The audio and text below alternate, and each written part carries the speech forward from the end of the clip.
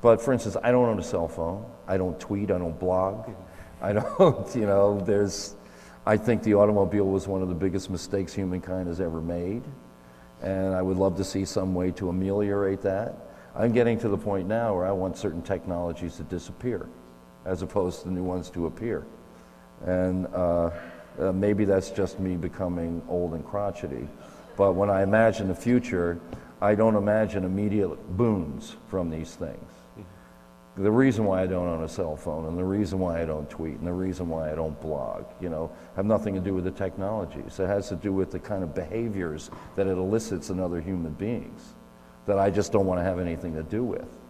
Some anonymous clown, you know, who will say things he would never say to your face just because he's got a keyboard and a remote connection. So there's some technologies I wish would become less popular.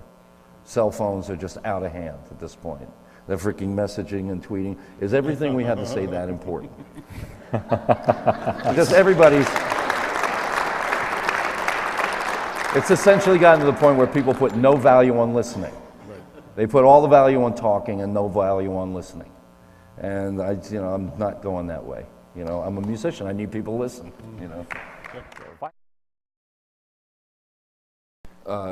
I want my material to at least mean something to me, and effort, increases the value of things. Things that you don't put any effort into don't have any value. So just the effort of coming up with new directions, for me, re-evaluates what I'm trying to do. Only thing I want out of this is to be able to look back on what I've done and, as I say, feel like I made an attempt at the time, that I wasn't shucking, that I wasn't trying to do something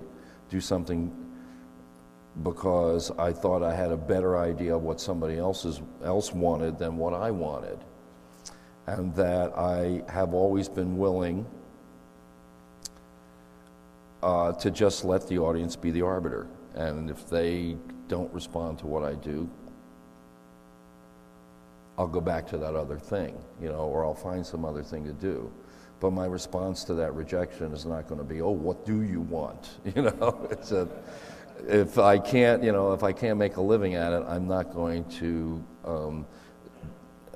change the way I do things in order to speculate that, that I might make a living at it.